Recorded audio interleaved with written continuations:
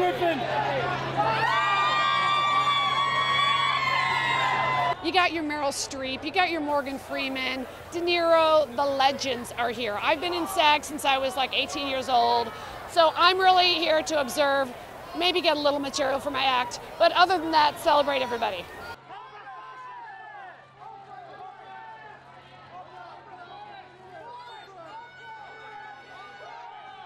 Well, you know, it's the color purple. And oh my God! You didn't just say that. Yes, I did. And it's the color purple, and it's Badgley Mishka, and I needed something to wear, and this seemed to work. So thank you very much. So give me your best Bruce Dern story. Now, he teases me all the time. And we were at a house. They were doing a screening, and we were having a party afterwards, a dinner. And people started coming up to me and saying, I didn't know you were a pole dancer. I said, I'm not a pole dancer. I've never been a pole dancer. And I said, I was a stripper, but in Gypsy on Broadway. So they said, well, Bruce told us that you were a pole dancer. So he told everybody this. I went up and I said, Bruce, what are you doing? You know I'm not a pole dancer. And he said, well, it's the same thing, isn't it? So truly, they all thought I was a pole dancer. So did you make good money as a pole dancer? As a pole dancer. You know, I probably would have done it when I was young. I had no fear about anything.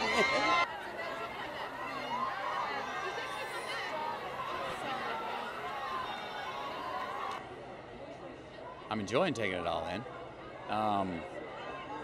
You know, you go to work, you get a special role, you make a special movie.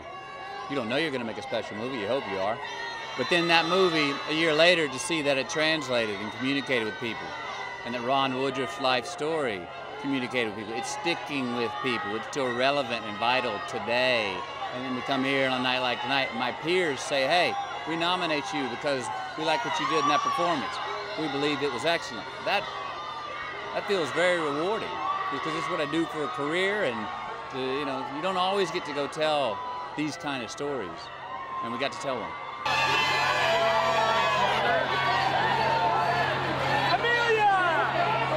How have your 30 Seconds to Mars fans reacted to you in this film? Oh, everybody's so supportive and so excited. It's wonderful when people support you in one way and then another. I think it's awesome. And, you know, I'm beyond honored to be nominated alongside, you know, much more talented people than me. And, you know, I feel a little bit out of place, but, you know, I'm excited to share the journey with these people, especially James Gandolfini, who, you know, is was a hell of a guy.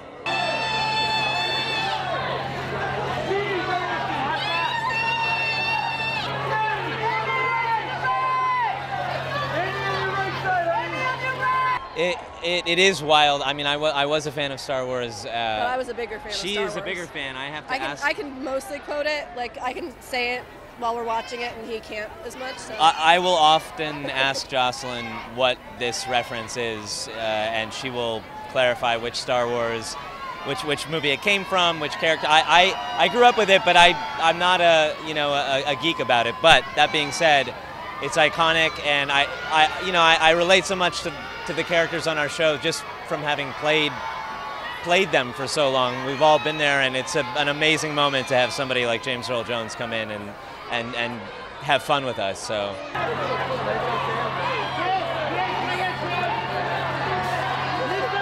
Well, you're going to get an explanation, a reunion, which doesn't quite go to plan. You're going to get a new union, a wife. You're going to get a new super villain in the shape of Charles Augustus Magnuson, played by Lars Mikkelsen, Mads' brother, slightly younger brother. And yeah, he's amazing. It promises to be good. I think I could say that. It went down very well in England. It's more than a promise. Is it a series that you would be willing to revisit as you could for years? Yeah, I mean, you know, as long as Martin and I are available at the right kind of time, and the writing is as it has been sort of testing and challenging, and absolutely it is, absolutely. We have a great time making it. We're a very close family, and there's absolutely every reason why there will be more. Except maybe, I don't know, it depends what happens at the end of the 3rd episode of this installment. You might have to watch to find out.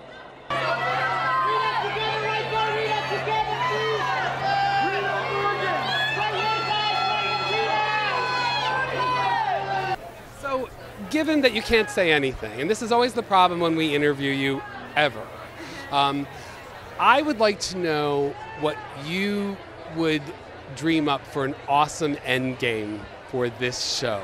Let's say series 10, and we're gonna go with you. Well, then how far in the future would that be? We need Because prosthetics. we'd have to age more Yeah. than the characters. That'd be interesting. I don't We could be like old ladies working in the kitchen. Yeah? Maybe with some like I old want to be the makeup. new Mrs. Patmore. I want to be the cook. I'd like to see some role reversal, actually. I'd like to see the servants become the masters for a little while. Yes. Lady Mary can make me a cup of tea for a change.